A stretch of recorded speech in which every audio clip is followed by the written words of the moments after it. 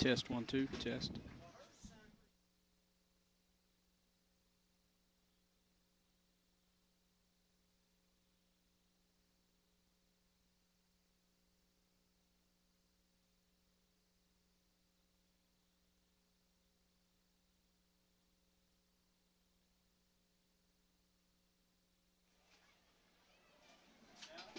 Hello and welcome, Bobcat fans. It's homecoming in Hattiesburg. We're glad to have you with us tonight as Black and Blue Nation celebrates its annual homecoming game by playing host to MAIS South AAA Division II opponent, Hillcrest Christian School.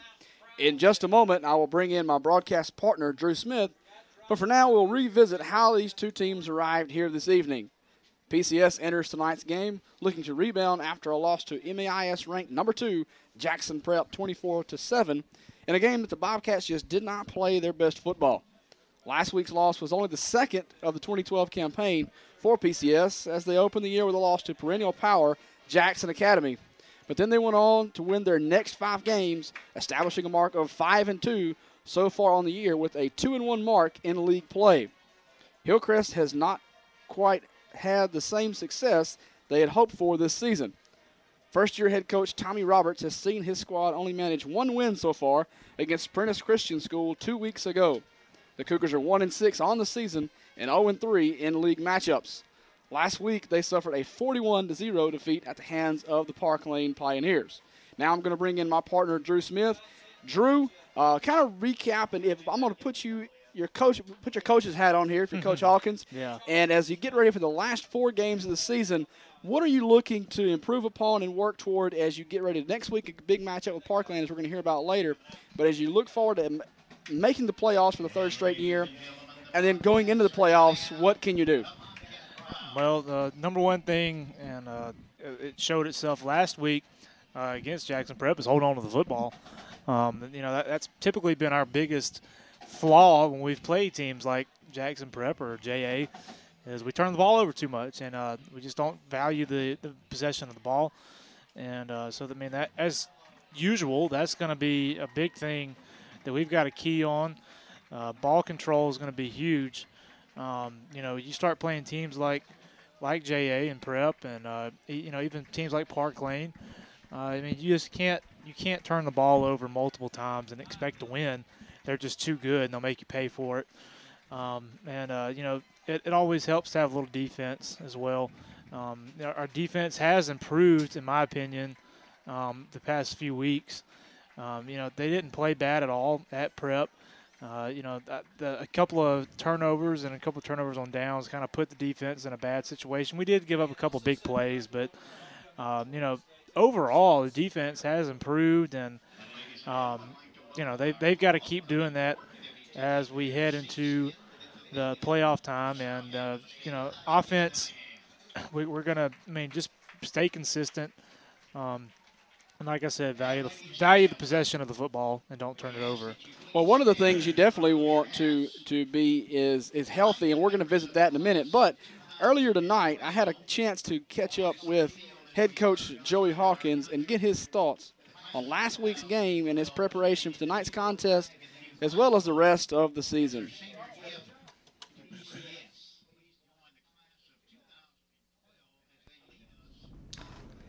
Coach, we appreciate you setting aside some time to talk to us today. I know you're busy with this being homecoming week and all that comes with it, so I'll get right to it. Last week you stumbled a bit at Jackson Prep, only your 2nd loss of the season, in a game that was closer than the final score indicated. Why were your Bobcats unable to come up with a victory? Well, offensively we didn't really get going to the second half, and they did a good job of running to the football. They took away a lot of our running lanes, and I thought we didn't play as fast as we've been playing. I think some of our kids were worked up so hard playing a good game, and we didn't make some right reads at times. And their defensive front and their defensive linebackers, and they tackled us, so give them credit. As a coach, you've heard this many times, I'm sure, but you hear this phrase, a good loss. Do you believe that exists? And if so, is that the case with the game last week against Jackson Prep? Well, Nathan, a good loss, no, it was not. We could have played a little better. We were a foot away on 3 of our touchdowns from stopping it. 1 foot. 24 inches, and we got, something like that, and we got we stopped the play. So defensively, I thought we played harder. We made more plays, but we're still not playing fast enough to be a championship team. Do I think we can? Yes, and I think we're getting there. Thought we had a great week of practice this week. You say you're getting there to that championship level, so what are some specific things you addressed in practice this week in preparation for the stretch run of the season? Just getting more physical, learning how to fight off blocks better on defense and on offense, staying on blocks, driving your feet to the whistle blows, just the fundamentals that win games. Blocking and tackling wins football games. And I'll attribute a lot of that to me, of not having us ready blocking and tackling. We had not gone live a lot, but we're going to do that the rest of the year, I promise you. Hillcrest awaits you tonight, and on paper, this doesn't look like a very even matchup, but you've been in this business long enough to not even look at paper. So tell us what this Cougar Ball Club brings to the table. Well, they're a much improved football team. They still don't have the numbers they'd like or the talent level they would like, but this new coach has done an outstanding job with them. They play hard. They run the football. Got a couple playmakers in the backfield. Number 9, the quarterback, can fly. So they've got a good football team, but, like I tell our kids right now, we've got to worry about ourselves and get ourselves better to be a championship team. But like I say, if we play football tonight, we should have a great opportunity to win a game. You don't ever want to look anyone over as an opponent, but the next 2 contests will determine who moves on to the MAIS playoffs. You've beaten Park Lane the last 2 years to do so. What must this Bobcats team shore up in the next few weeks to make a 3rd consecutive trip to the postseason? Well, we just kind of take it one game at a time, but it looks like Park Lane's going to come in here next week 7-1 on the season. They've had an outstanding season. Coach Mike Powell's done an amazing job with them in just 1 year. It's basically an even football game. If you look at it, the team that wants it the most is going to win the game, Nathan. All right, Coach, last question. PCS will be victorious on Homecoming 2012 if we just play our game. Stay away from turnovers and penalties. We should be in good shape. But like I say, I want, no matter what the score is, I want us to play as hard as we can for 48 minutes. All right, Coach. Thanks for your time and good luck tonight. Thank you, Nate.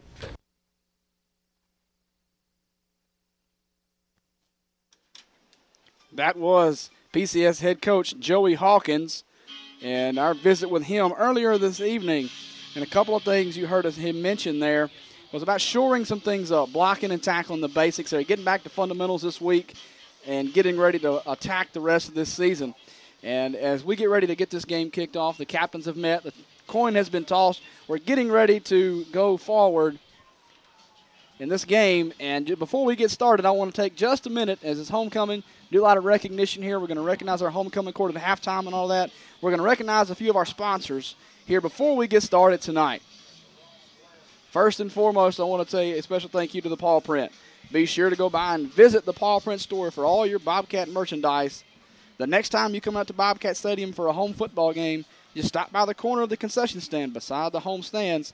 Look for the Paw Print sign. They now accept most major credit cards. So be sure to check them out. Show off your black and blue all year through. And the PCS Booster Club. We would just like to say thank you for your continued support of PCS athletics over the years. All the success your Bobcats have is a direct result of your tireless efforts and sacrifice. If you would like information on how to get involved with the PCS Booster Club, just call the school office and they'll take care of you. And finally, I want to invite you to follow us on Twitter if you like what you see here, the products you see, and want to stay up to date with all things PCS. You can follow us on Twitter with the directions there on your screen. And we're getting set now for kickoff.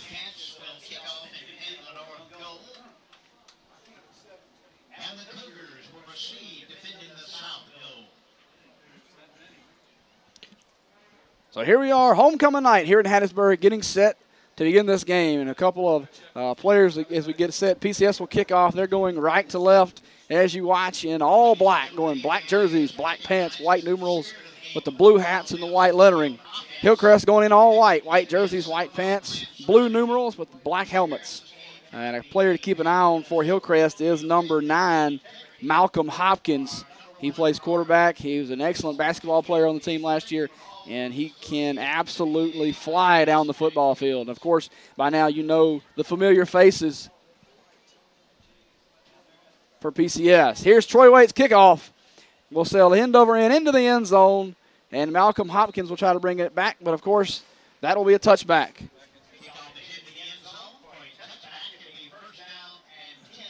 So 1st and 10 for Hillcrest. They'll start at the 20. And one of the things you definitely want to see is the team getting healthy. We mentioned it. Been some injury problems. Logan McBride, who made his way back last week. Micah Griffin, who's now 2 or 3 games back. And his backup, Andrew Burks, is back off the similar injury that Micah had, an MCL sprain, is back tonight with his first action in a month. So PCS is healthy, getting set for the last 4 games. This will be the second to last home game of the year, next week being the last. So Hillcrest will open in the shotgun with Hopkins with 4 wide receivers, 2 to each, 5, 3 to the left, 2 to the right. He'll roll left to the trip side looking. He'll fire deep out over the head of the intended receiver, number 4, and we do not have that number on the roster. So Hillcrest sent us a roster, but not very accurate roster. Well, it's looks like that. You know, they with such small numbers that I don't know. Maybe they have to move some JV guys up or down. I don't know. Maybe that's part of the problem. But anyway, interesting first play. I always think it's kind of odd when you roll a right-handed quarterback out to the left. That's just me. So it'll be 2nd and 10 here. Hopkins will take a design draw, and he's stopped. Micah Griffin, Tyler Henderson combined on the stop. About a 2-yard gain there will set up a 3rd and 8 play for the Cougars. Another batch of Cougars that PCS is facing this year. If we don't play a Cougar or a Patriot, I don't know who we play. So I say that in the last 3 games of the season, you got the Pioneers, the Yellow Jackets, and the Volunteers. So 3rd and 8. Hopkins rolls left, looks. He'll throw it down the sideline for number 4. It's completed at the first down marker. Great catch in traffic there by number 4. And he'll move the chains for a Cougar first down. Well, that's 2 out of 3 plays where he's rolled to the left, so maybe Hopkins feels a little bit more comfortable rolling to the left. And I don't know. I wouldn't. I'm right-handed, and I don't see how I would be even more comfortable rolling to the left. It seems like you have to throw across your body. Well, but watching this, I'm wondering if Hillcrest didn't watch that Capaya game intently. Here's a design draw by Hopkins, gain of about 2 or 3. When Capaya spread out PCS a couple of weeks ago, they threw every time to the trip side of the formation. Yep, you're right. And they, Coach Hawkins mentioned in the pregame that Hillcrest likes to run the football a lot, and here they are 5 wide. Hopkins in the shotgun by himself. Snap design draw again for Hopkins, and short gain of about 2 on 2nd and 7. We'll set up what's near a 3rd and 5. Ball resting at the Hillcrest 38-yard line as we get close to 10 minutes to play here in the first quarter. And they'll flip the formation here. You'll see Ogletree and Zach King go 2 receivers to the far side now. And now we've got number 4, then number 30, Drew Talisnik, and then didn't quite get the last receiver. I think it's number 11, Isaac Childs. And we've got flags. That is Isaac Childs. Maybe delay a game here. Oh, they're marching PCS back. Like neutral zone infraction on PCS. So that'll set up a 3rd and just over 5 yards. It'll be 3rd and just under 1 yard. So it'll be 3rd and 1. We'll call it really about 3rd and inches here for Hopkins. Design draw. Breaking it right. Being chased, and he'll be close. I think he just got there. Forward progress looks like it gives it to him. And he'll have the first down. Justin Giroux and Tyler Henderson combined on the tackle there. Alan Winford will check in for Zach Buffkin. Zach, also one of those Bobcats who was injured earlier in the season, but is back to as near 100% as this PCS squad has been since the first game. Trips right, twins left, shotgun for Hopkins. Draw again, running right. He's met, being piled up there, and he'll gain 2 yards to the 45-yard line. Micah Griffin, one of the Bobcat defenders, first to the ball carrier.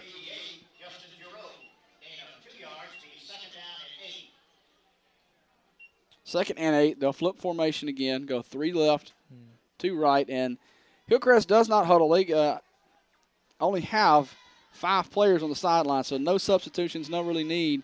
They get the signals in from coach, and this is a draw by Hopkins, and he'll be met at the line, short gain, be a possession play of 7 yards or more right here. I would look for him to roll out to the left again.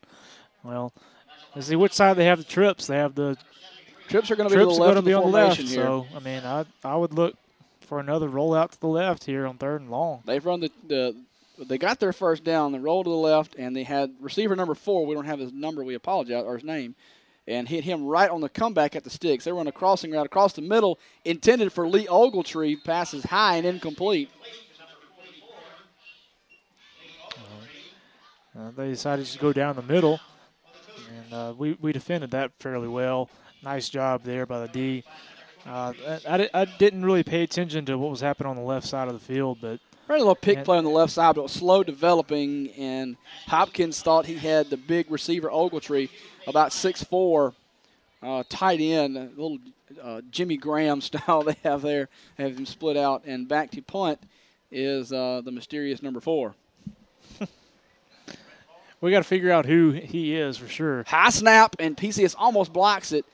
Short punt will land at the 30 and take a PCS bounce back close to the 40 and be down at the 30, see where they stop, 37-yard line, and that's where PCS will take over with 8.5 minutes remaining in the first quarter.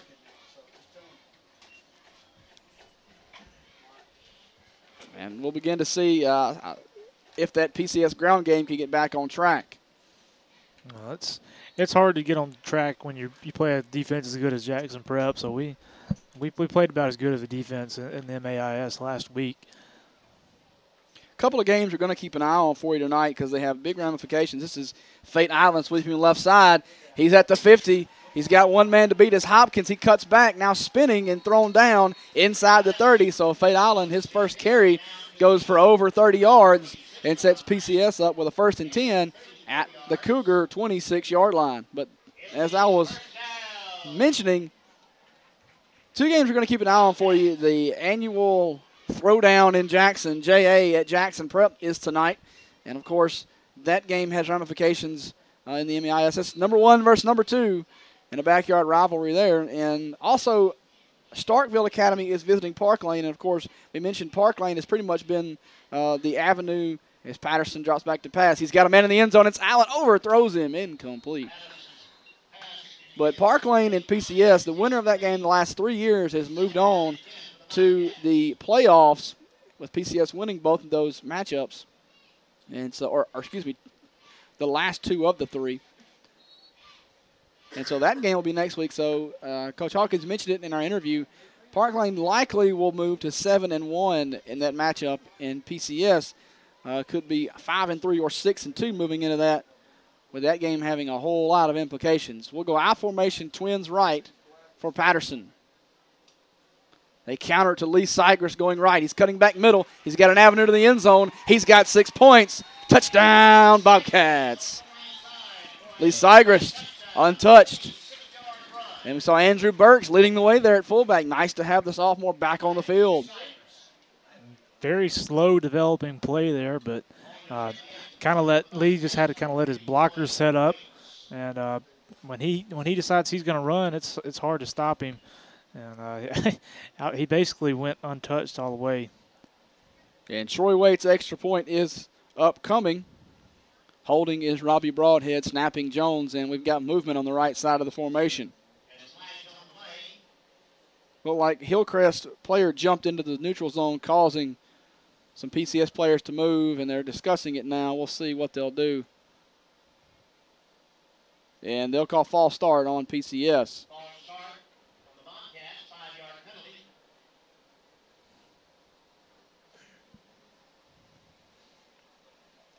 Interesting to see Troy Waits back kicking extra points.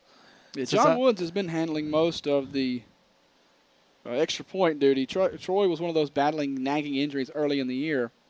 Haven't seen a lot of there's a bad snap. Broadhead will roll out, and he may get in the end zone for 2 here. He's rolling, and he'll go into the end zone. So a bad snap turns into 2 points. 8-0 is our score here. 8:02 left in the first quarter. PCS leads 8-0 over Hillcrest. Well, we got a break there, that's for sure. Should have been no points, but that was the old, what do you call, fire play? Yeah, absolutely. And, wow, I mean, not even anyone on the left side of the field there and just untouched into the end zone.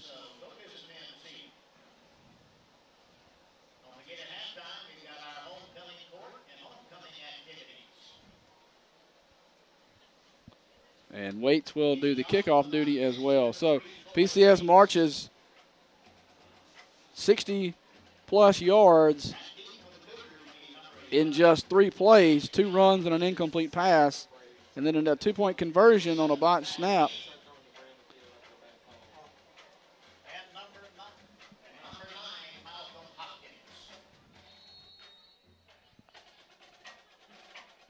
I'm hearing drums, Drew.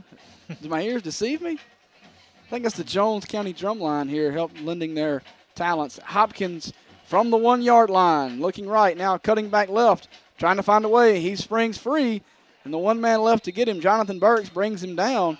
Nice maneuvering through traffic there by Hopkins to get across the 25 to the 28, and that's where Hillcrest will start their second possession, trailing by 8.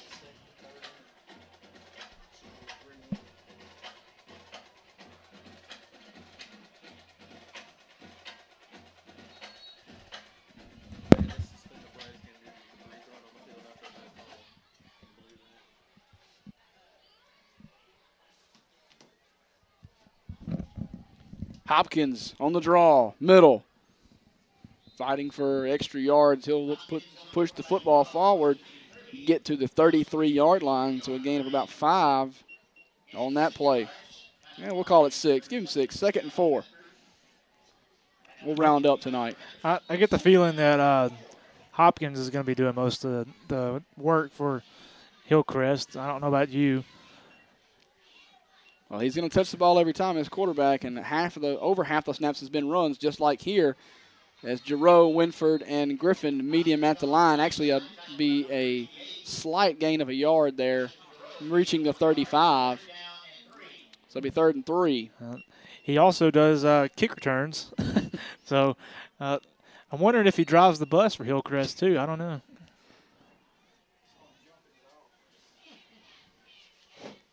So 3rd and 3 for Hopkins and the Hillcrest offense. Trips to the left, 2 to the right. Shotgun 5 wide. Low snap gets by Hopkins, diving for it. We'll see who comes up with it. Still loose. And falling on it inside the 20 is number 80, Robbie Morgan. Robbie Morgan recovers the fumble. So our first turnover of the game goes in the favor of the Bobcats. Well, Robbie, he had a scoop and score, but he did what he's supposed to do. He just fell on it. He tried to scoop it. He tried to scoop it the first time and couldn't quite do it. So the second time, he just fell on it, and he really had all day to go ahead and scoop it on up, but he did what he's supposed to do and just fall on it. I formation, 2 tight ends here. They'll end around Tyler Young, trying to get to the end zone. Good block on the outside by Rand Henderson, and Tyler Young cruises into the end zone untouched. Bobcats have 4 plays, and now 14 points. Touchdown, Tyler Young and the PCS offense. Well, that was anticlimactic. I don't know, that was real quick. And so pretty good start here for PCS. Yeah, usually on homecoming night, you've got your largest crowd of the year, and everyone's here and excited to be back on campus, and your crowd is very enthusiastic, but so far tonight they've been lulled to sleep with the quick action here in this game. High snap again, but Broadhead gets this one down for Waits. Kick is up and good. 15-0 with 6.5 minutes to play first quarter. We'll pause for just a moment, catch our breath, and we'll be right back with more football here on the PCS Sports Network.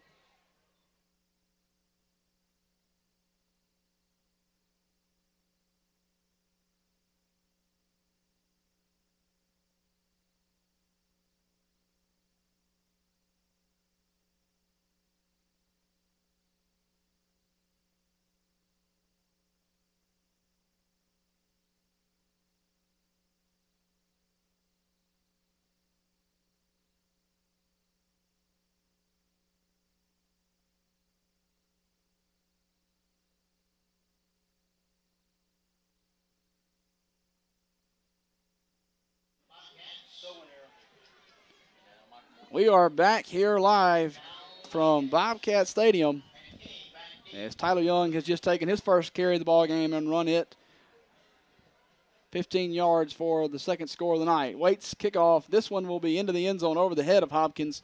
No chance to return here. And Hillcrest will key the offense from the 20. Well, you've had two possessions. You go, you get one first down, and then you punt it away. And then your second possession was a turnover on a bad snap. What are you looking for here? We've seen a whole lot of Malcolm Hopkins design runs here so far. But Drew, what do you look for if you're the Hillcrest coaching staff maybe to build on? Well, I go back to what was, the only thing that's really been successful that first drive was, believe it or not, I was in disagreement with it the first time they did it, but rolling Hopkins out to the left or to the side where he has trip receivers and try to find somebody who's open. And the QB keeper is not really working like that. High snap again, and this one's falling on. This will be PCS recovering. I think Michael Cooper was there trying to get a number. I don't want to misidentify anybody. Dakota Harvey comes up, and we've got flags coming in late. I'll say this was Justin Giroux. Justin Giroux recovers the fumble. Ball will be about the 10-yard line, and we'll see what the flag indicates.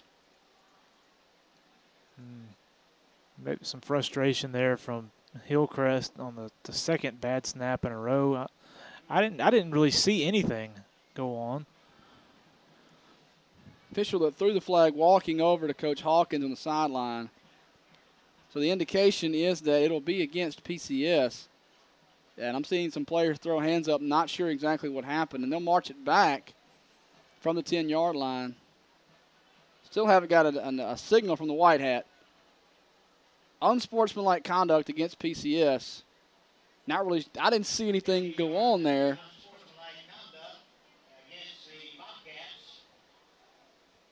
So anyway, ball will be at the 25. It'll be 1st and 10 at the 25-yard line for PCS after recovering the last fumble on the snap to Malcolm Hopkins. Chris Addison will go wide to the right.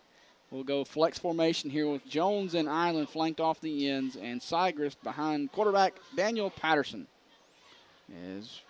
We're trying to. Coach Hawkins is still looking to get an explanation from the head official as to what went on.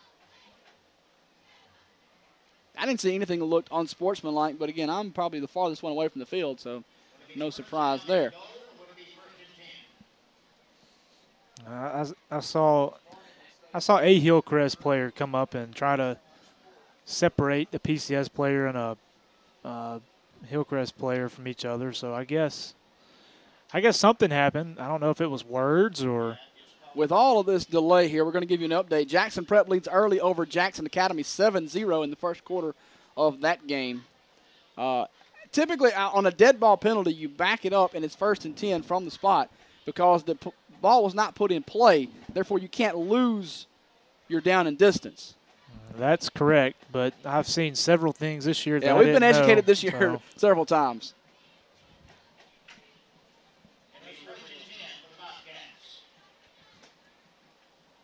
And we'll try this again. Addison will split far to the right, and we'll flex the formation with Sygrist behind Patterson. 6 minutes, 30 seconds remaining in the first quarter.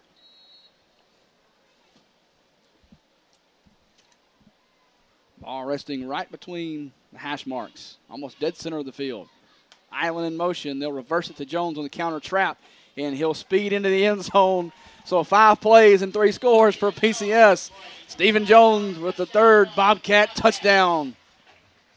Wow. Got to be a little frustration from the Hillcrest coaching staff. And I know they've made 2 big mistakes down here deep in their territory, but I feel like they've got to be a little disappointed. Not much fight there. Not much fight there from Hillcrest defense. On the 3 touchdowns that PCS has run in, not a single hand from a white jersey has touched a black jersey. Snap is back. Good. Waits his kick. Perfect. Our score 22-0. PCS over Hillcrest. We'll pause 1 more second and be back to bring the kickoff in just a moment on the Bobcat Football Network.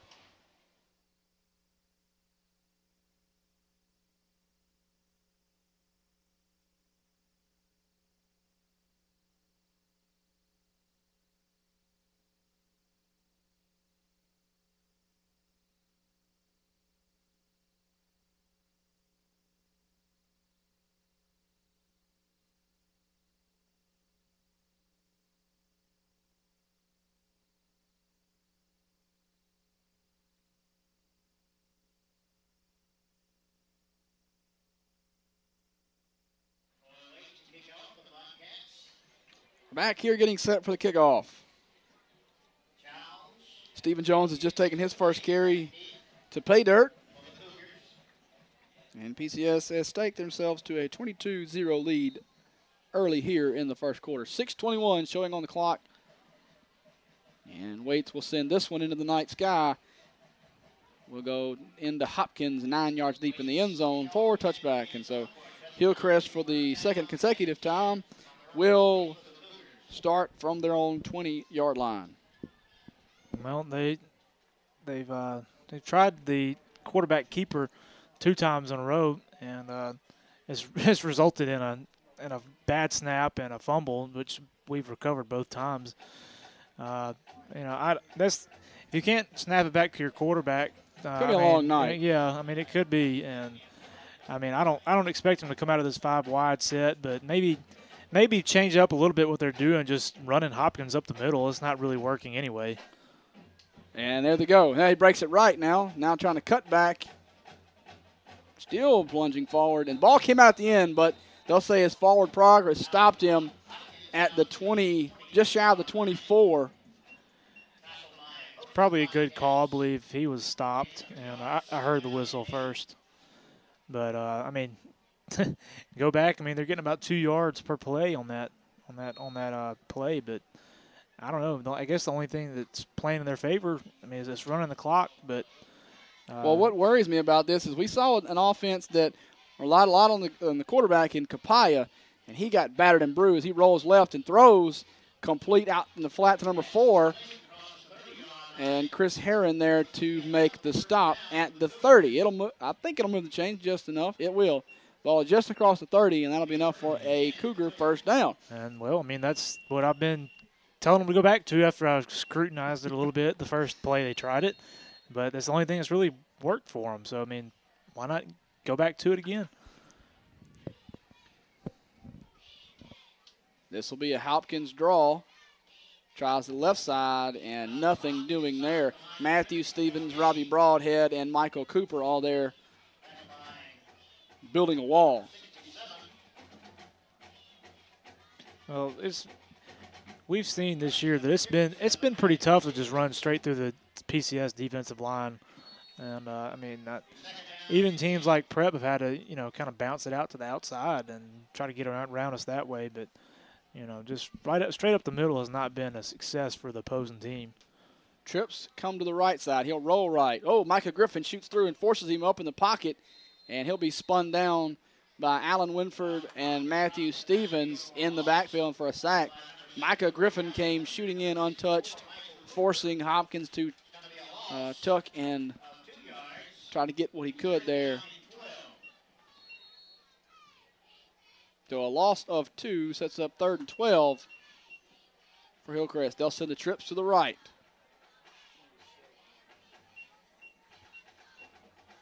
Four minutes to play first quarter. This will be a Hopkins run left. Stevens misses the tackle there, and Hopkins hit hard. Wow. Chris Addison coming up from his cornerback position and absolutely lays a licking to Malcolm Hopkins. That was dirty. Not dirty hit, but that was just a hard hit. But, wow, that one like it probably hurt.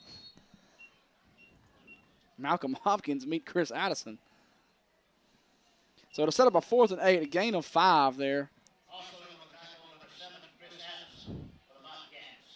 And it'll be a punting situation for the mystery man, number 4.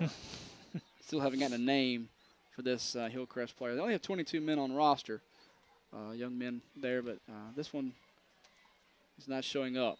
So back deep is Fate Allen waiting at his own 35. I've got to think that's Westerfield because I haven't seen number 5 either. He's the only kicker on the roster. I'd say that's Curtis Westerfield. I mean, that's the only person they have. Yeah, this is kicker punter. We'll go with Curtis Westerfield. Yeah. He's listed as wide receiver, defensive back, kicker, punter. So between him and Malcolm Hopkins, they get the job done, don't they? They carry pretty much everything. So we'll make our correction here on our notes. Number 5 is number 4. So he's climbed in the rankings throughout the season.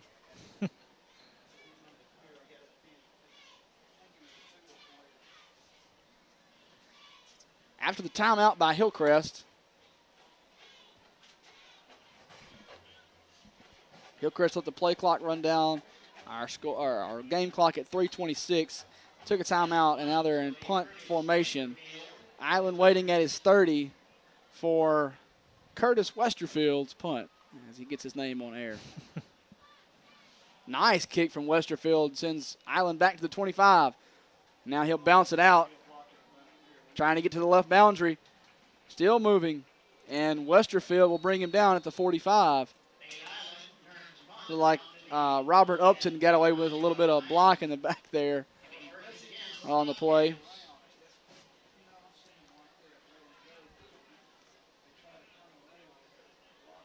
In PCS, we'll see if this drive will be like the ones in the past. The first drive was the toughest so far for PCS as they gave one run to Island. He didn't quite make it to the end zone. Then they threw an incomplete pass and then ran Lee Sigrist in untouched. This will be Island behind Sigrist in the power I formation. Tight end to the right. This will be countered to Island left side. See if they can get him a touchdown. He's across the 50 and dropped by, I think that's Westerfield and Ogletree. 4 and 44. There for the Cougars. Gain of 9. So Fate Island almost moves the chains there. Good run. And we'll see Micah Griffin come in for a little bit of offense here.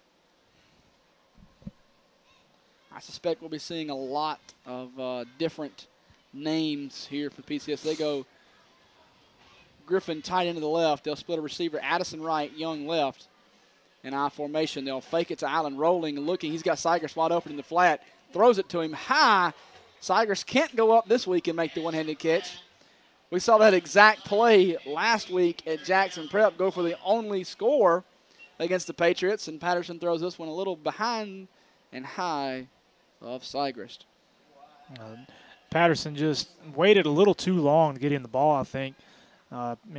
Lee was running wide open, I thought, for about 3 or 4 seconds before Patterson ever found him.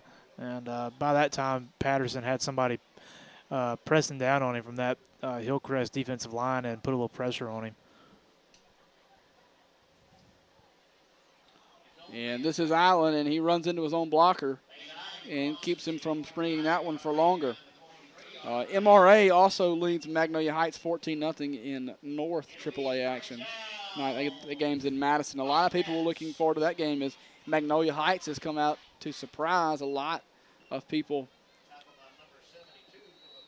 this season. And they look to be the the Division II North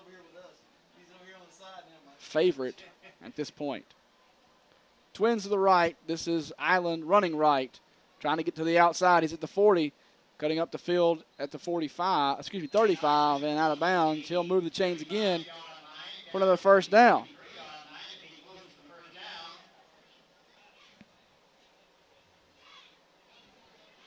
Looks like they gave it to him. But right at the 33, right at the. I told you we're rounding up tonight. Yeah, I think the officials got the memo on that. Rounding up to the nearest yard. Might as well.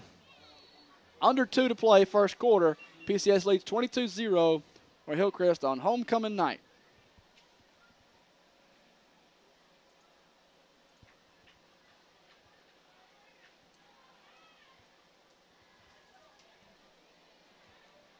Rolling left, this is Patterson. He's got Jonathan Burks to 20, running down, and he'll be pushed out of bounds and then thrown down at the 10.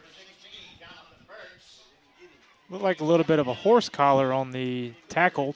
He grabbed the back of the jersey and pulled him, and Burks lost enough balance to step out of bounds just shy of the 10, and then he was hit by 3 Cougars and knocked. They made sure. They got their money's worth, knocked him out of bounds for sure. So Addison and Young are the receivers to the left side of the formation. Sigrist and Island in the I. Robbie Morgan, the tight end right. This is draw to Island.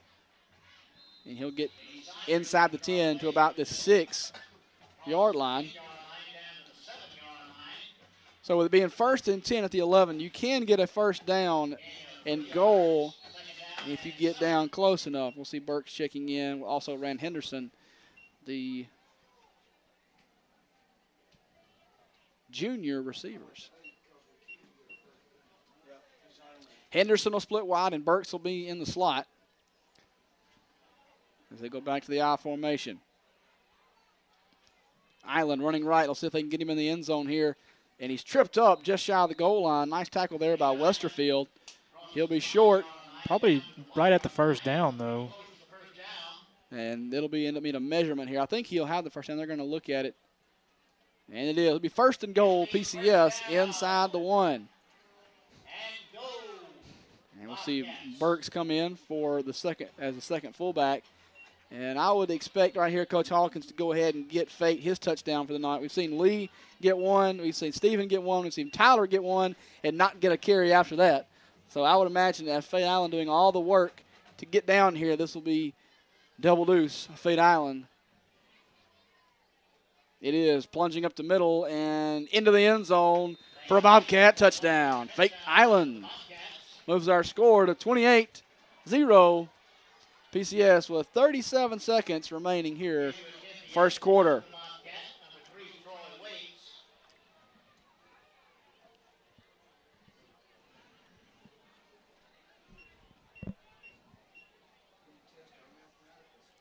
Waits will march it off, and late substitution here is Zach Buffkin. I guess didn't think we could score that fast, and he's late coming onto the field.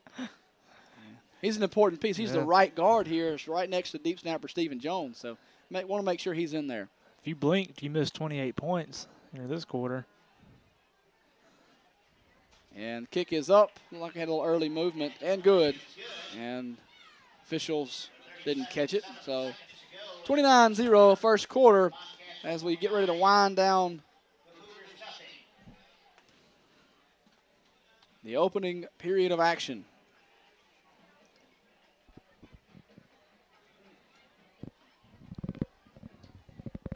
Well, it's tough to watch a game like this if you're a Hillcrest fan or if you're like me, you've gone to a small school where you only had 13 on the roster and you didn't come off the field and you had to see if we'd have had a printed roster back at Delta Academy when I played, you'd have had 11 people with the rank of offense, defense, and special teams. We would have had positions because you just played.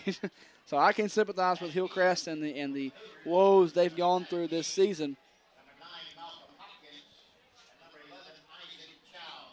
It wasn't that long ago that PCS was in the same position, playing about the whole team both ways. So, but it's very interesting to see Hillcrest. They have again first-year coach Tommy Roberts. Basketball and baseball, they have phenomenal programs and compete every year. Hopkins will field this one at his 1, bringing up the hash mark now back to the middle of the field, trying to run free. He's got one man beat. Burks will spin him down at the 20. Nice tackle there by Jonathan Burks on special teams. And that's where Hillcrest will key the offense. Just shy of the 20. We'll round it up again tonight. That's the theme. Round it up. 20-yard line. Be first and 10 with 27 seconds showing.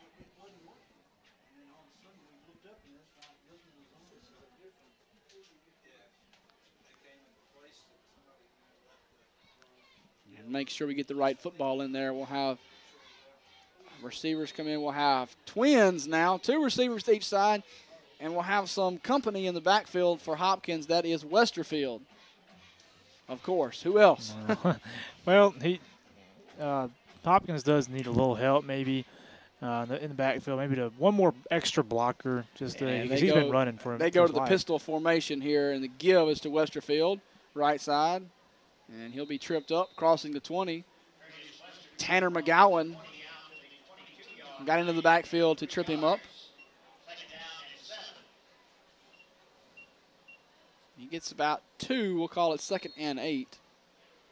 As we'll see if they'll get the snap off here at 5 seconds in the first quarter. We'll see. No, they'll go to the sideline, and we'll take the break with them. We're going to give you a little preview of some things upcoming from our title sponsor, Play On Sports.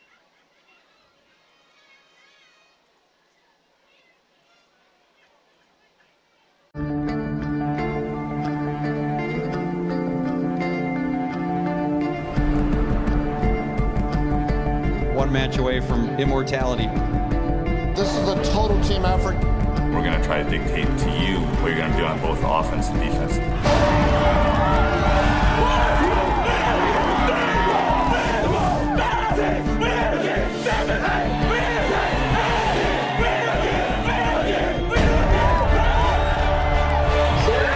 going to come at you. One shot at this.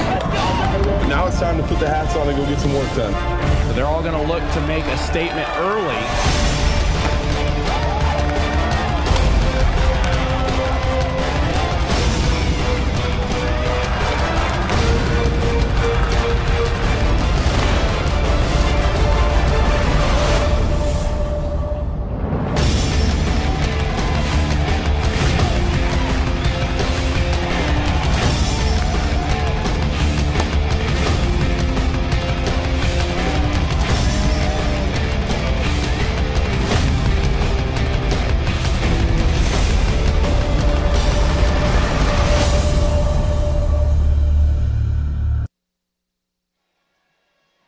We're back here, the second quarter underway, and give to Westerfield and into the backfield. He'll plunge forward, get a couple of yards, but short gain on the play there for Hillcrest.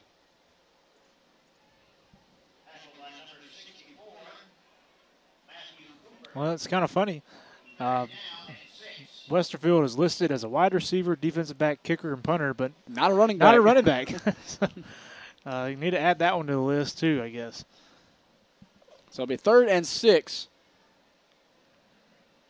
on this play upcoming for Hillcrest. And a rare substitution we see.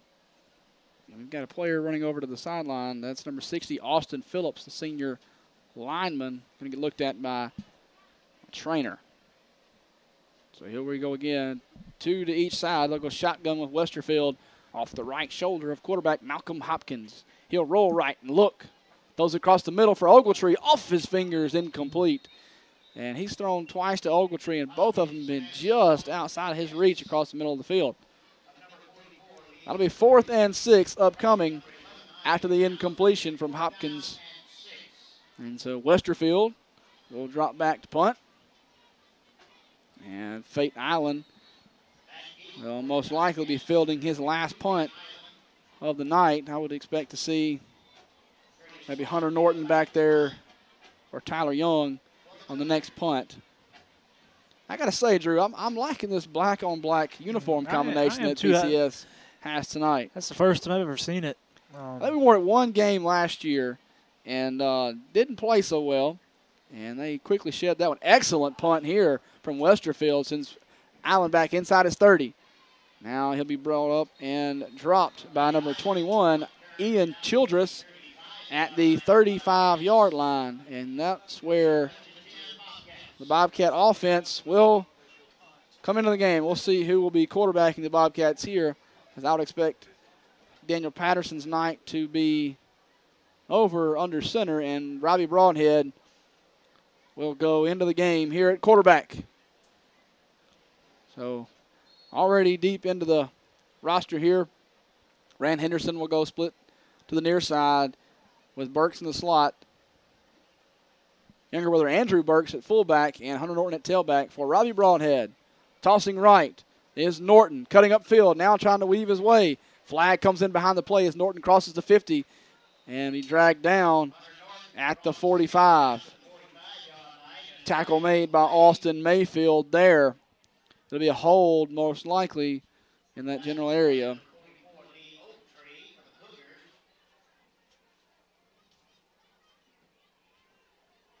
Coach Hawkins wanting to get a number here. It'll be early indications of a hold, and that's what it is against PCS. It'll back the Bobcats up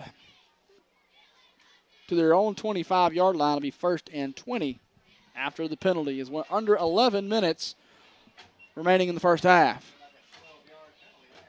Didn't get a number.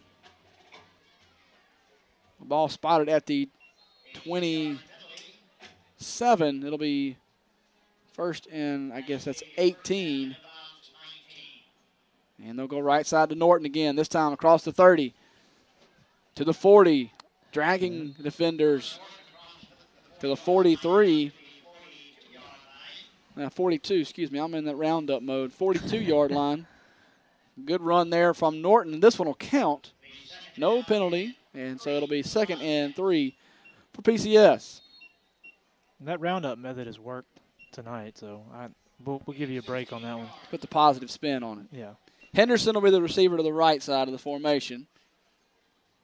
Tyler Young will flex off the right tackle. Hunter Norton flex off the tight end to the left. He'll go in motion. Counter to Young. Sweeping to the far side of the field, trying to get to the edge and outrun him. He's at the 50. One man to beat is Hopkins. Young cuts back, spins, and is dropped inside the 30 at the 28-yard line. Tyler Young has 2 carries, one for a long touchdown and this one for a long gainer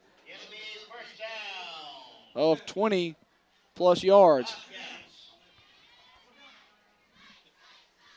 It was just one long run after another this game, and you got to feel sorry for Hillcrest, like you mentioned. I mean, you've been in that position. I've been in that position, not in football, but absolutely. basketball. But I mean, this is on speed motion. Give to Norton right side. He's at the 20, racing for the goal line. One man to beats Hopkins, and our number 9 outruns their number 9. Hunter Norton goes into the end zone untouched for a Bobcat touchdown. Our score, 35-0.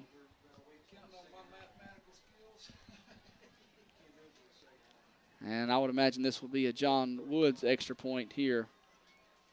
Nope, it'll be, yep, it is John Woods. John Woods will come on for this extra point. So a lot of the Bobcat first-teamers are getting a break here. and I believe that's the mercy rule. Isn't that right, Nathan? I mean, that's 35. 35, that should be Woods extra point up and good. So that at 9:36 show on the first half, clock remaining. Most likely what we'll have is a running clock from this point forward. I would expect to see a lot of odd numbers carrying the ball tonight. Who are your senior linemen here? I wouldn't be surprised to see Tanner McGowan get a carry, maybe Michael Cooper, Alan Winford, maybe you just slip out as a tight end. This are those games where those crazy plays start to come in, getting those guys some carries and things.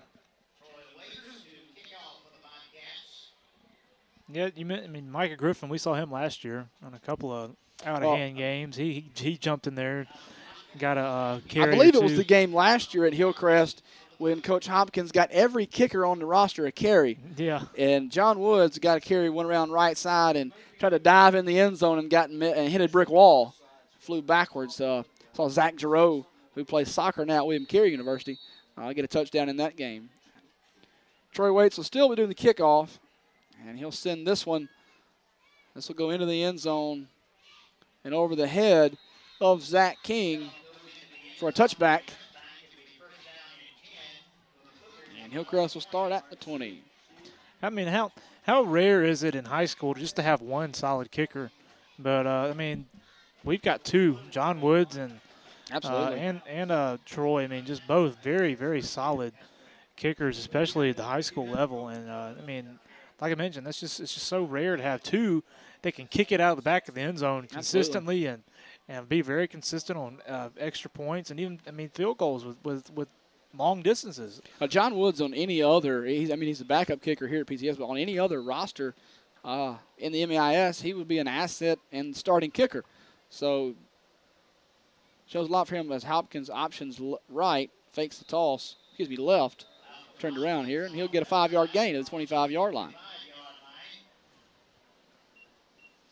And we see some reserves for PCS and on defense. Michael Patterson, Tyler Young getting some snaps on the defensive side. Dylan Edwards, Lee Smith, Robert Upton. Michael George had a safety against Capaya. And Will Parrish, who's back healthy after a wrist injury. Low snap to Hopkins. He'll toss this one to Westerfield. And he'll be run out of bounds by Norton.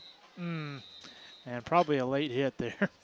We got away with that one. Tyler Young tried to slow up, but his momentum carried him into the ball carrier. And officials will pardon him of his transgression there. And it'll be a gain to the 30. It'll be enough to move the chains for a first down. Clock now running courtesy of the MAIS mercy rule. The team gets up 35 points. The clock will continue to run.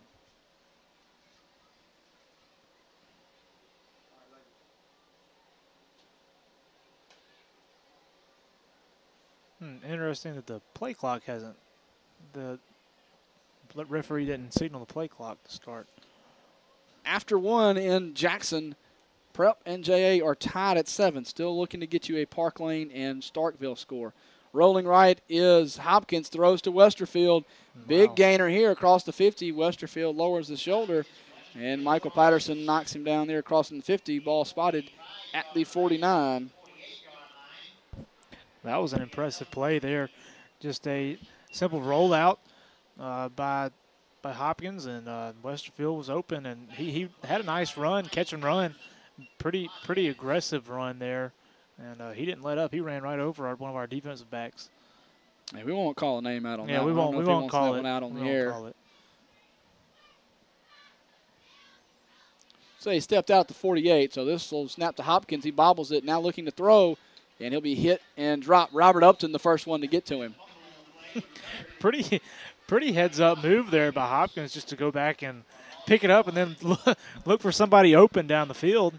But after the fumble, I mean, you never know. Somebody may have given up on the play and could have been open. So and that is legal, right? You can Absolutely. He can pick it up and throw it. Still Yeah, not so I mean, pretty heads-up move. Loss of one. It'll be 2nd and 11 for Hopkins and the Cougar offense. They'll go shotgun, twins to each side, roll to the left, looking for Westerfield in the flat. Blown coverage there. He makes the catch and weaves his way past the 45 to about the 43. He'll be near another Cougar first down there with 6 minutes left in the first half. They look like Hillcrest has found a little something that's working there with Westerfield coming out of the backfield and being a receiver. Got an update here. Park Lane is leading 14-0 over Starkville. As we expected that score to be. And Park Lane looking to move to 7-1 on the year for their matchup next week with your PCS Bobcats. They'll go pistol. Option gives to Westerfield. Westerfield breaking free. He could go. One man to beat, and he trips him up. Michael Patterson diving at the feet of Westerfield. And Westerfield will go down at the 18-yard line. And here comes the first string PCS defense. Mass exodus of the PCS black shirt defense this time. Maybe that's why they didn't have Westerfield on the roster, or at least have him listed as a different number. There's not a number 4 on the roster, but this guy who's number 4 is pretty dangerous. Hopkins will fake the toss and cut back right, and he'll be stacked up and driven backwards. Ball came out, but his forward progress was stopped. No gain on the play. Like PCS had trouble getting a man off the field, but no harm, no foul here tonight. 4.5 to play in the first half. Again, we mentioned our clock is running as PCS has a 35-point lead.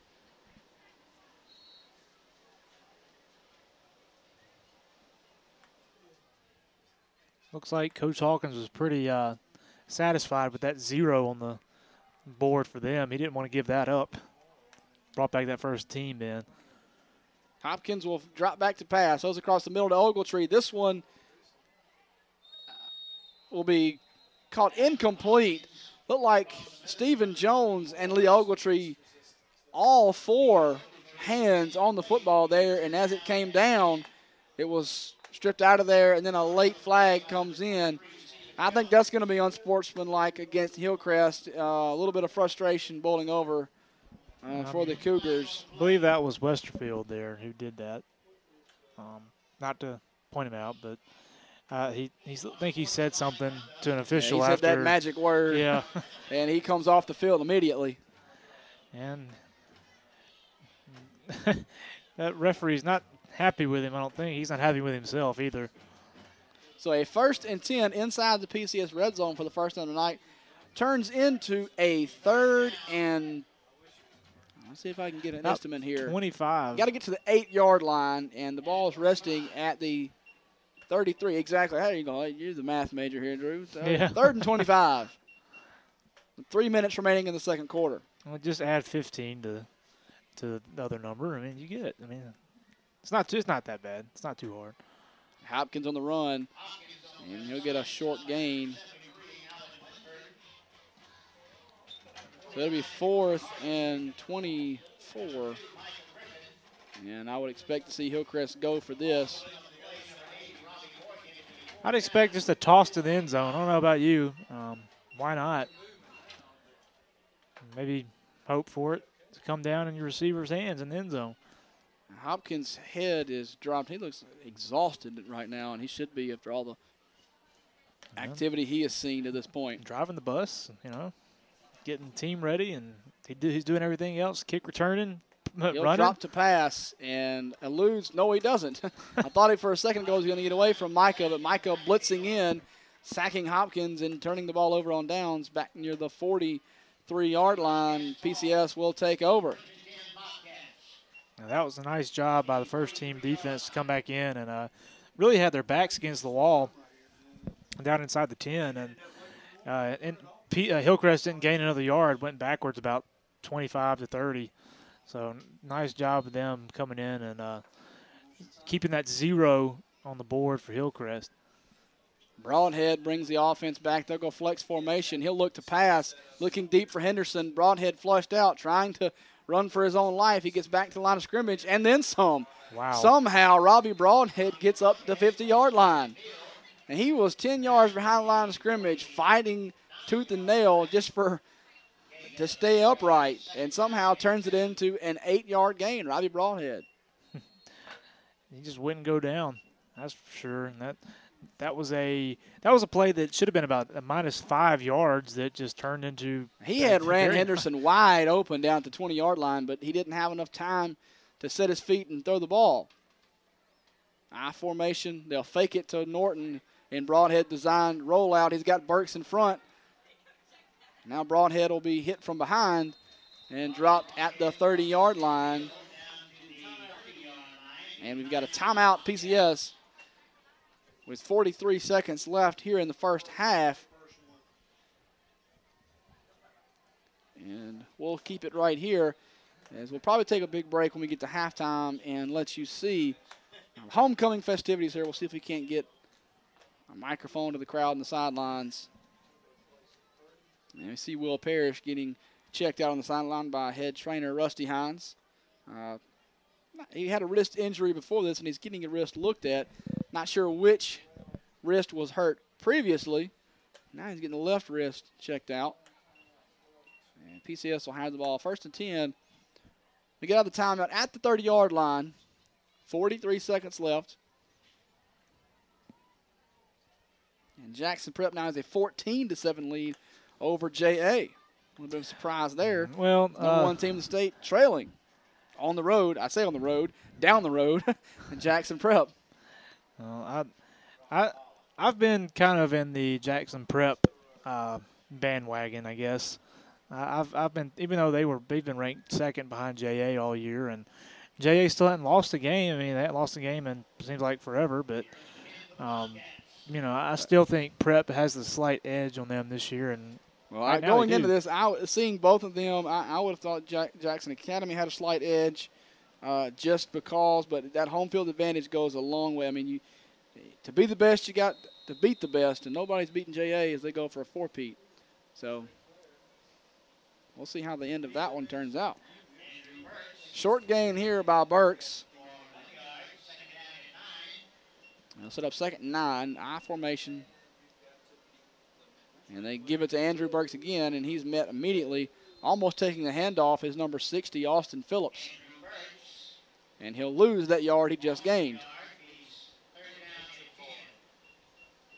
So that'll be probably the last play of the half. And Coach Hawkins will call a timeout with 3 seconds. I would expect to see a field goal here and I'm not sure of an official stat, but have we seen Troy attempt a field goal this year? I believe he has once. Seems like he did against JA. I'm pretty sure early, first game of the year. Against JA, I think he kicked a field goal, but he was injured. I'm not sure if him being hurt. I can't remember exactly. Spot this one at the 37, be a 47-yard attempt from the right hash. He's definitely got the leg. We'll see if he can put this one through the uprights. Snap good, hold good, kick. Oh, a knuckleball. This one came off the foot wrong, and it'll be no good.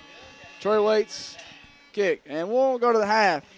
We'll pause for a short break. Be back to bring you the homecoming festivities here at halftime. PCS leads 36-0 over Hillcrest. You're listening to PCS football, the Bobcat Sports Network.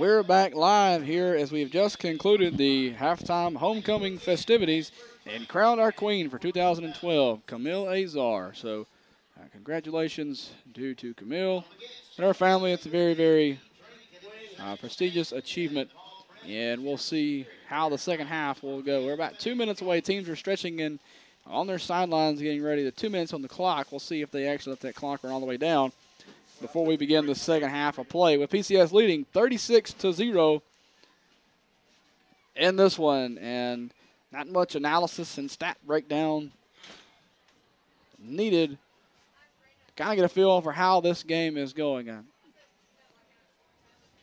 It's been all PCS from early on. Seen a lot of the first teamers taking a break. I see some players with shoulder pads, Chris Herron, Preston Austin on the sidelines, just with the pads off and jersey on. I don't know if there's an injury concern there, and just making sure that they don't get further banged up going into next week. As Park Lane is leading big over Starkville at the half. I believe 14-3 was the last score we got out of that one.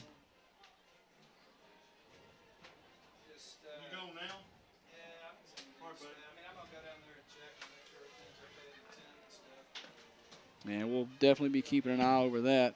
MRA leading Mag Heights 21-7 at half. I'll try to get some more relevant scores for you here.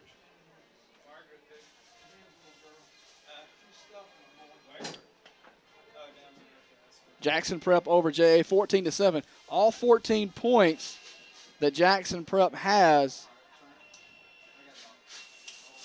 have come from JA turnovers.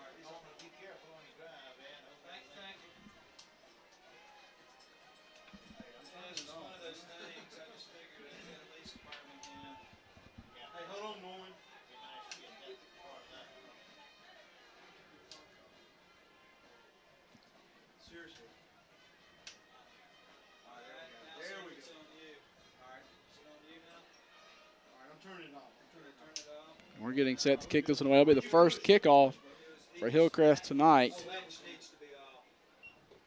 And, of course, doing the kicking, it's one of two men. It'll be Curtis Westerfield, the only person listed as kicker, but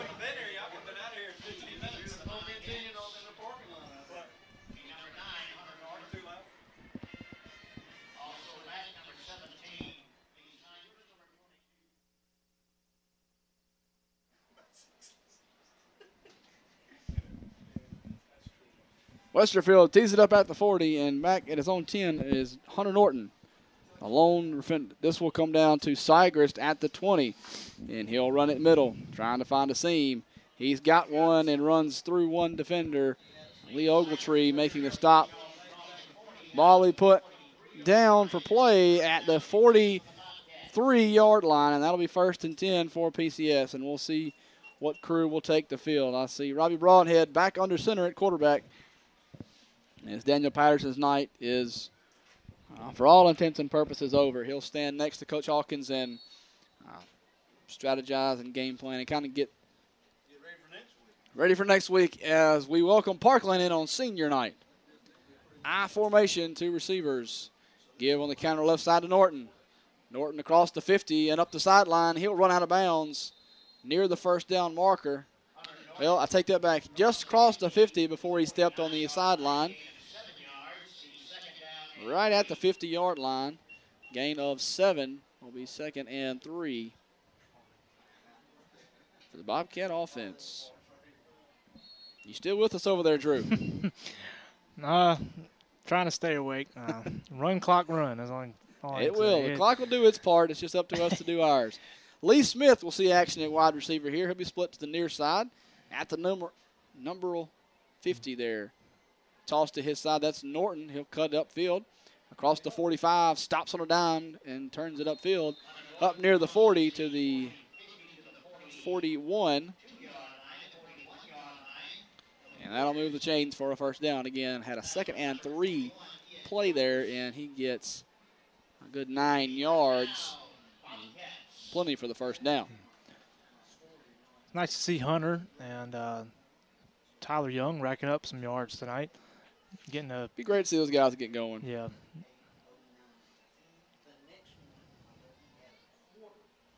And Norton will be the tailback here. In front of him is Andrew Burks, finally back healthy. Good to see these Bobcats getting healthy again. Michael George, the tight end to the left of the formation. And Tyler Young is the wing back. They'll give it to him on the sweep left. Cuts it back. Still cutting back, trying to find open lanes to run through. And he'll be finally knocked out at the 43. Excuse me, the 37-yard line. That was a hard-fought 5 yards there by Tyler. He had to dodge about 2 or 3 tackles just to get that. And I know the coaches stay on him a little bit about running sideways, but that time it actually helped him a little bit. He had to get sideways. Yeah. Nowhere north and south. 2nd and 5, as you see Smith and Burks, Jonathan Burks, in formation right. This is Norton cutting back and diving forward across the 30 to the 29-yard line, and that's enough for another Bobcat first down. Lee Ogletree on the stop for the Cougars. Ball just inside the 30.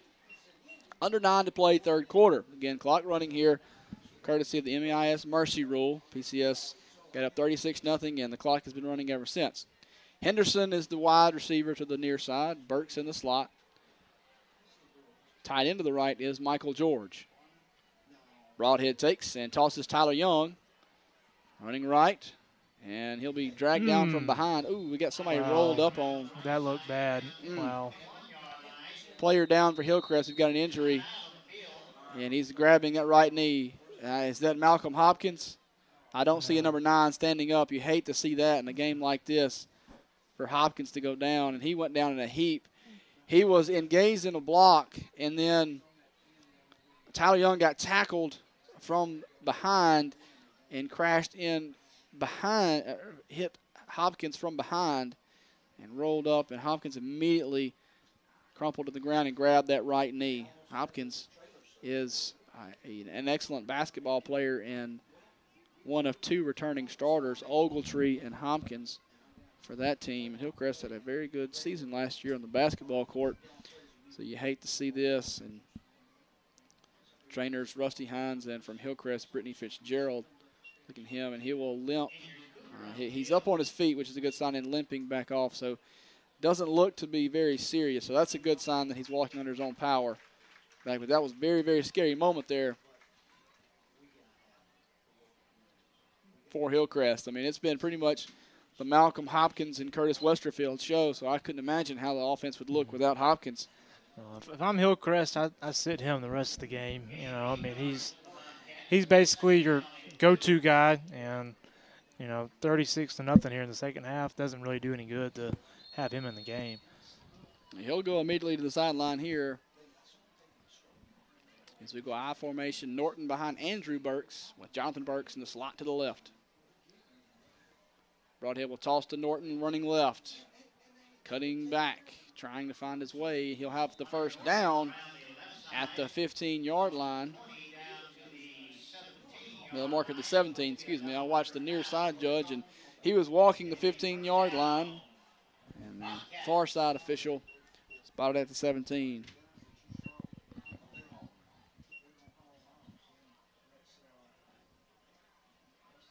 It'll be 1st and 10 there for PCS. They'll go back to the I.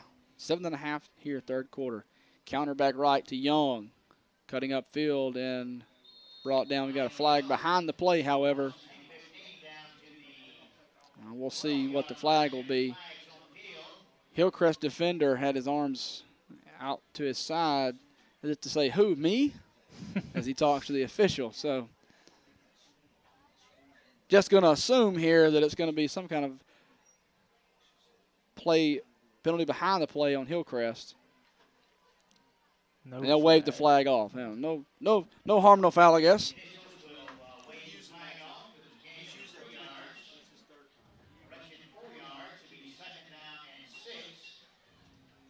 It'll be 2nd and 6 after the 4-yard gain from Young. Lee Smith back in as the wide receiver. Broadhead will give to Norton right side, cutting back quickly inside the 10. Like he lost his footing there before Westerfield tripped him up. Is Hunter has gotten in the end zone yet, Drew, tonight? I don't believe he has. It's been we've seen Tyler, we've seen Fate, we've seen Lee, we've seen Steven. And that's 4 touchdowns.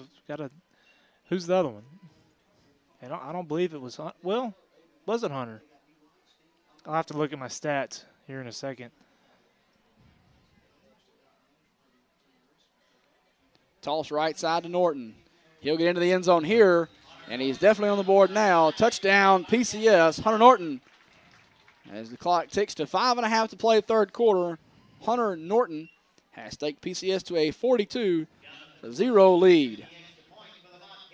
And John Woods will come on for his 2nd extra point attempt of the night.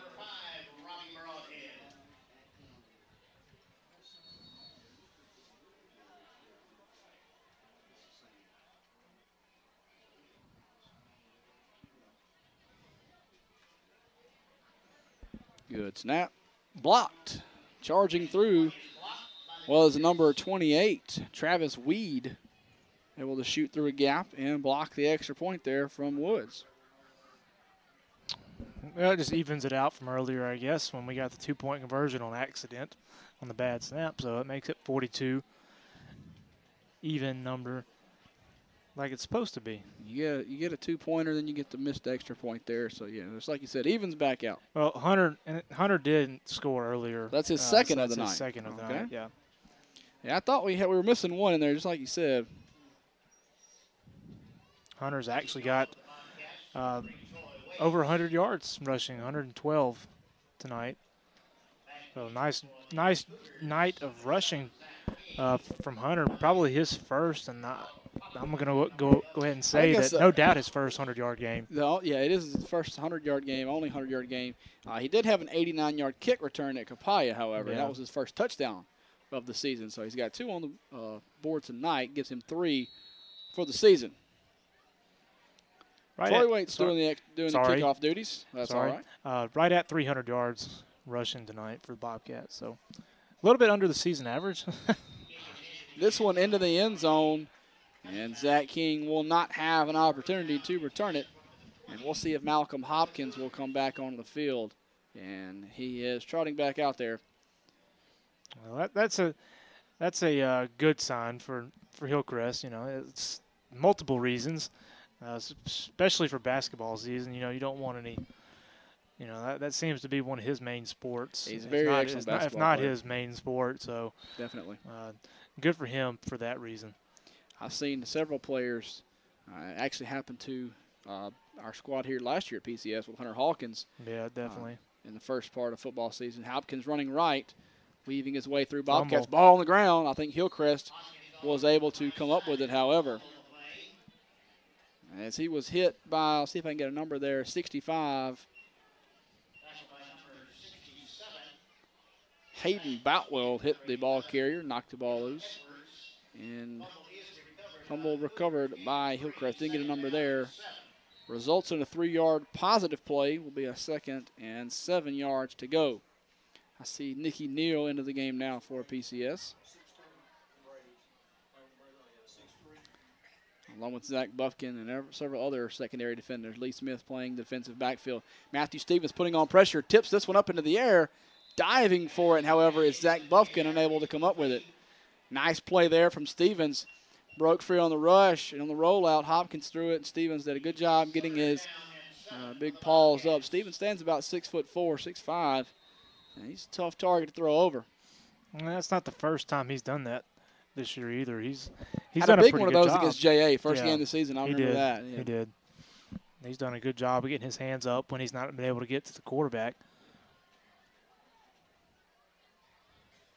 We'll go pistol here for Hillcrest. Hopkins will roll to his left. Looking, throws into the flats intended for Westerfield. incomplete. Threw behind him. Robert Umpton on the coverage there in good position. Under 2 here, third quarter. It'll be 4th and 7 for Hillcrest. With the ball being thrown behind Westerfield there, that's who it was thrown to, right? Absolutely.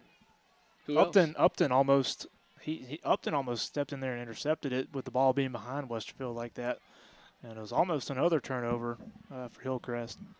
And we see Tyler Young retreating back to field this punt.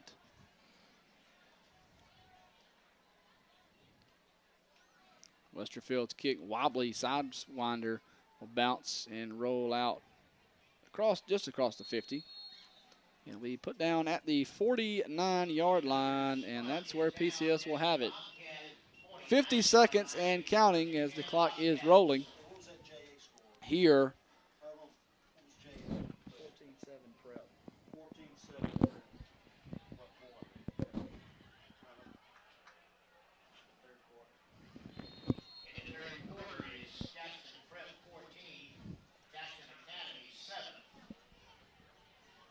Offense will come up. Austin Riles now in at fullback. And I think that's Dustin Webster at tailback. So some fresh young faces.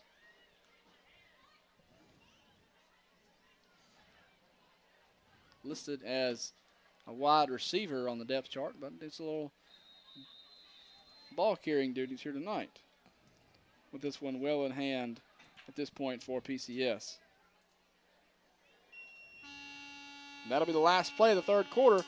We'll step away for just a moment. Be back to bring you the 4th and final quarter. You're listening to PCS Football on the Bobcat Sports Network.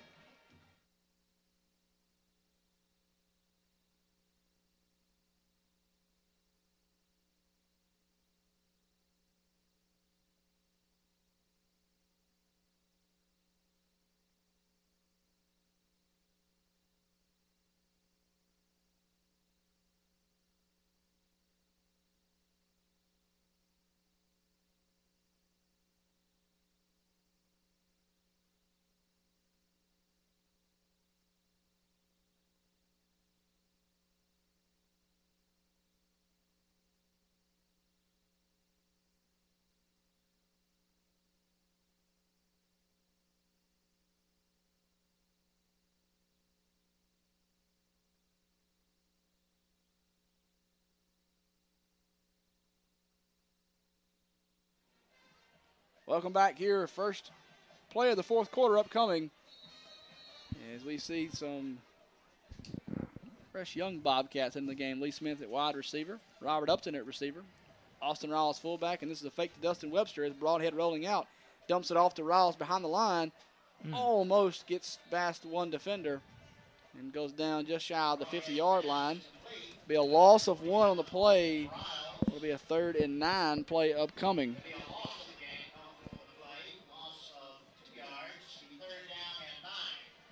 Pretty good, challenge here for the PCS second team here. I mean, Hillcrest just doesn't have a whole lot of people to sub in and out, just because of numbers. I mean, 4 people on the sidelines. Right. I mean, so they're getting to go up against some good competition here.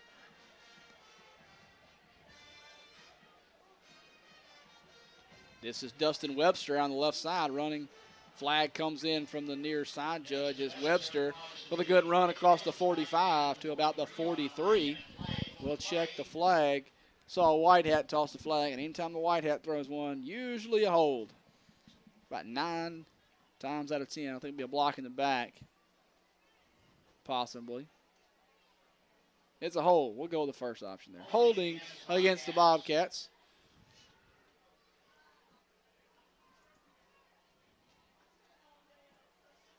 They'll back it up from the spot of the foul at the 50. So it'll be a 3rd and 19 from the 40-yard line. So Dustin Webster gets his nice run taken off the board with the penalty. Lee Smith and Cody Rosser checking in at wide receivers. They'll both go to the far side of the field, the right side of the formation. Rosser in the slot with Lee Smith out wide. Toss right to Webster. Trying to get to the edge. Cuts up across the 40. Weaving his way back toward midfield now, and he'll get across the 45, gain of 5 on the play. It'll be 4th and about 12 or 13. First punt of the night. First punt of the night for PCS, and Waits will handle those duties. Back to receive the punt for Hillcrest is number 7, Zach King. And he'll await the Waits kick at the 10-yard line. Waits towing his own 30.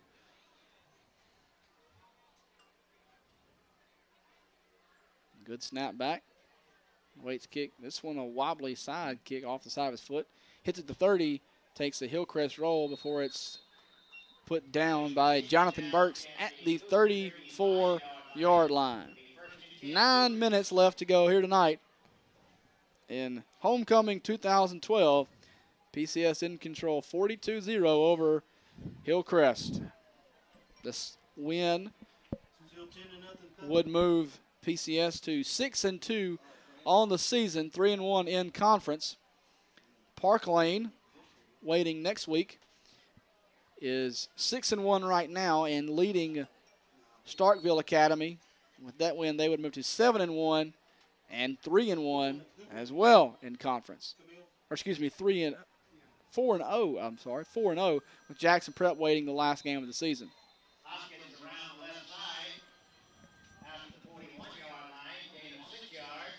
Hillcrest has a little bit of success with that option tonight.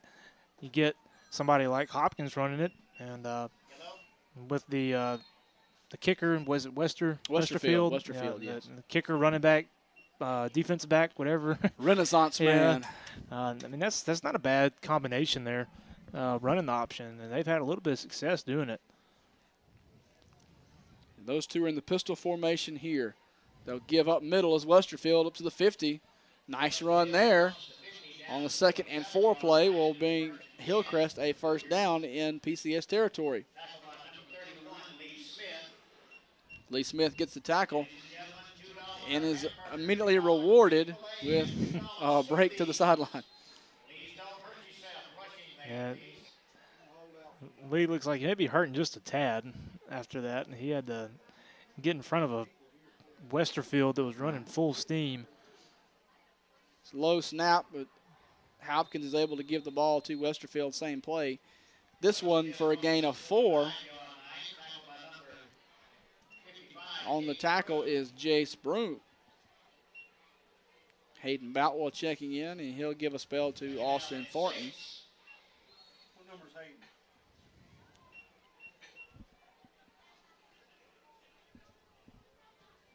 Option right. Hopkins loses the ball on the turf, still being kicked around. Picked up by Broom. He'll go down the sideline. He's got nobody out in front. Jace Broom and a party of Bobcats down the sideline. No flags on the play. Touchdown, Jace Broom. I bet you didn't think you'd hear that tonight. Wow. Especially not the way it just happened. For a 55-yard fumble return for Jace Broom. The sophomore. All Coach Hawkins can do is just laugh down on the sideline. He's smiling. He's about as shocked as we are. Jace didn't even think about it. You know, when you get a defensive or offensive lineman in that situation, they see the ball on the turf, their natural instinct is just to fall and cover it up. But Jace said, no, I'm scooping and scoring this one, Coach. Went down and picked it up off the turf clean and ran untouched. 55 yards for number 55. Woods extra point up and true. 49-0. And we've got flags coming in late. Games like this, it's frustrations and late flags. If you're an official right now, you're throwing a flag. There are 6 yellow hankies on the turf. Hillcrest coach is coming and running players off. I'm not sure, we may see an ejection here. He's talking to head coach for Hillcrest, Tommy Roberts, and now they're calling both head coaches to the field. 5:01 showing on the clock and counting. They're saying to wave the clock, stop the clock here If we're under 5 left. Talking to both coaches, and I'm not sure what they're going to talk about here other than keep your players calm, or we'll call the game, or I'm not sure how this conversation goes.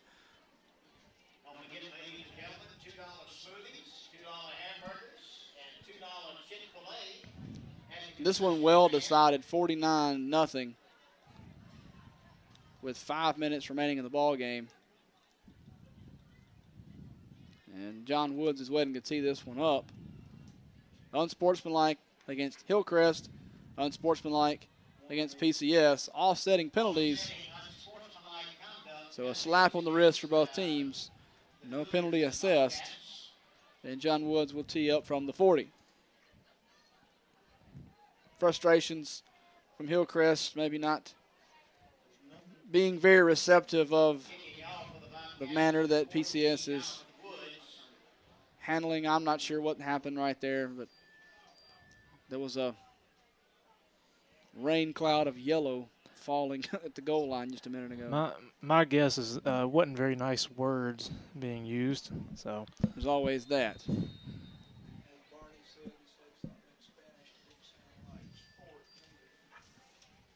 So Woods will retreat and send this one away. 4 minutes remaining, fourth quarter. Woods' kick comes down to Hopkins at the 2. He run up the center and look to break it to the left. He's wrapped up and dropped at the 25. So a 23-yard return. We'll set Hillcrest up for what is most likely their last possession of the game and what could be the last possession of the contest.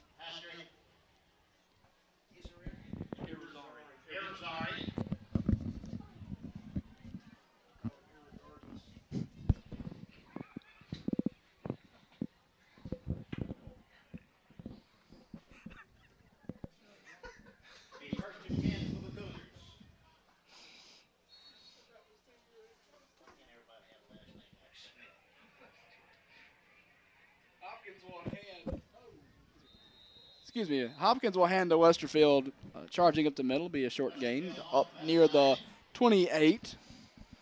Be a gain of 3. Second and 7. I'll call it second and 6.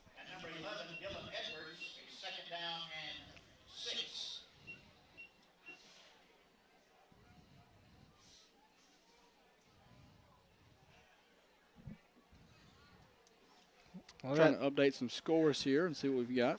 I know that that mercy rule is nice.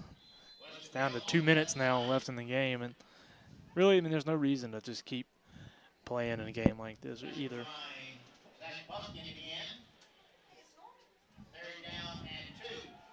So it'll be a 3rd and 2 after that gain for Hillcrest, down to 2.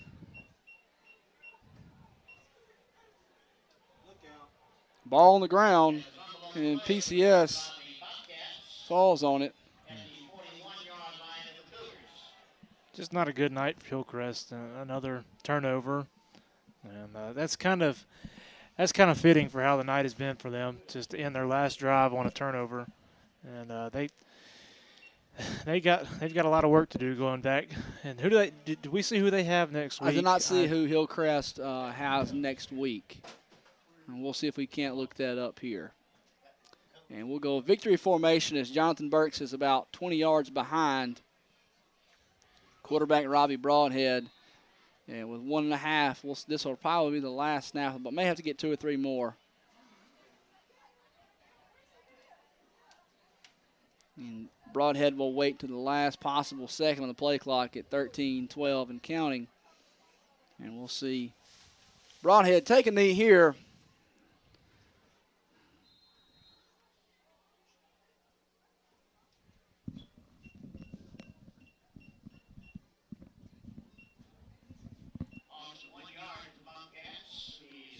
On the knee, and I'm seeing some seniors. I think they've got a Powerade cooler in their hand. I'm not sure. Oh, no.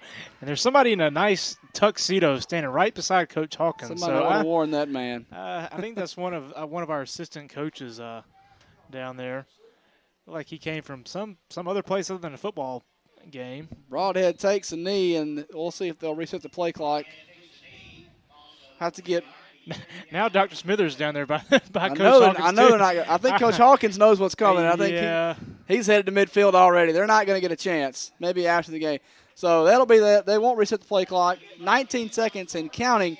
And homecoming 2012 will go to PCS by a final count of 49-0. We'll pause just 1 second and be back to wrap this one up and look forward to next week.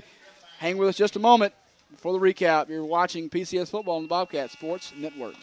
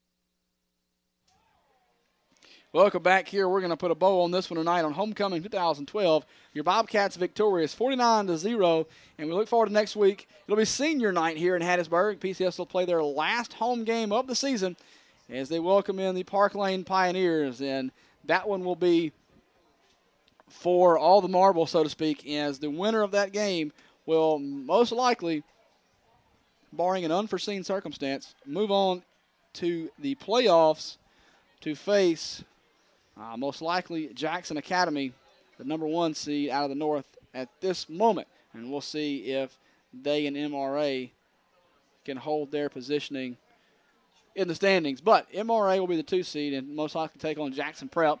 And JA would be the 1 seed awaiting either your PCS Bobcats or Park Lane Academy. Again, the winner of that game moving on. That game will be here next week. We'll be on air at 6:50, 10 minutes before kickoff. We'll preview some seniors. Hopefully we can bring you that game live. And then the last 2 games of the year, we travel to Oak Forest Academy in Amite, Louisiana. And then we take our longest journey of the year as we head all the way up to Starkville Academy. And we'll take on the Starkville Academy Volunteers. Well, Drew, this one wasn't in doubt at any point tonight. But going forward, we saw some people back in action tonight that have been hurt. What do you look forward to next week as Park Lane will come to Hattiesburg?